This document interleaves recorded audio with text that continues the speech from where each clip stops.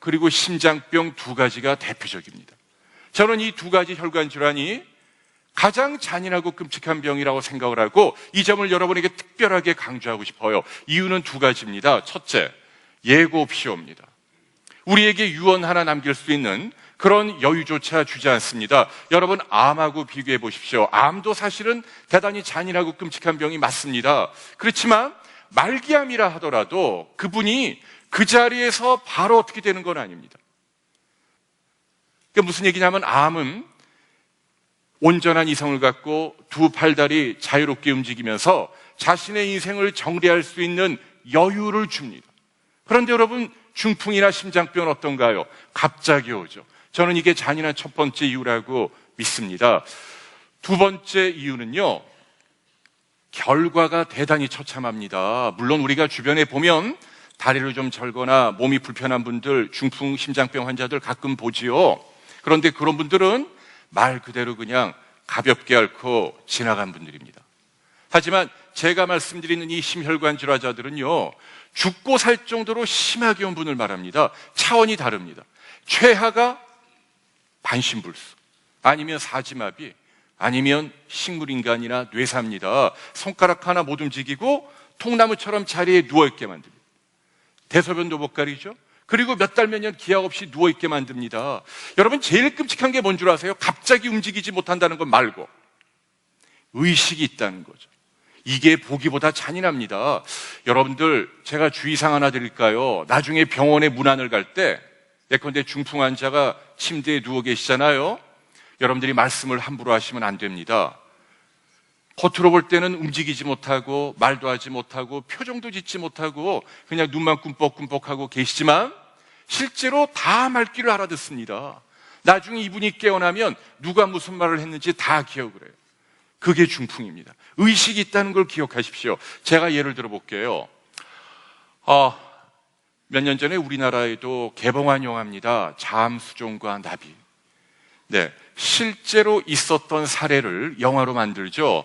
프랑스의 엘르라는 잡지가 있고요. 여기 편집장 한 분이 어느 날 퇴근길에 자동차 안에서 이 머릿속의 뇌혈관이 갑자기 터집니다. 뇌졸중이 오죠.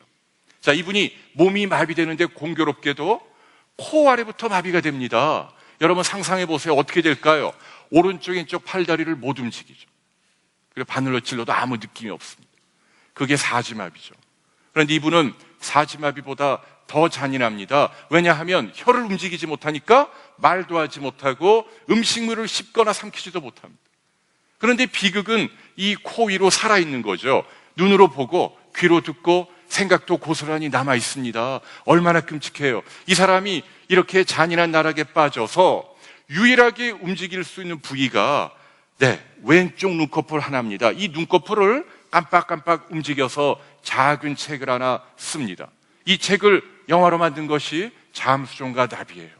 나중에 여러분들이 책이나 영화를 보시면 왜 제가 중풍이나 심장병, 혈관에 생기는 병이 잔인하다고 말씀드리는지 여러분 절실히 느끼시리라고 믿습니다. 자, 환자만 힘든 게 아니고요, 가족들도 굉장히 힘듭니다.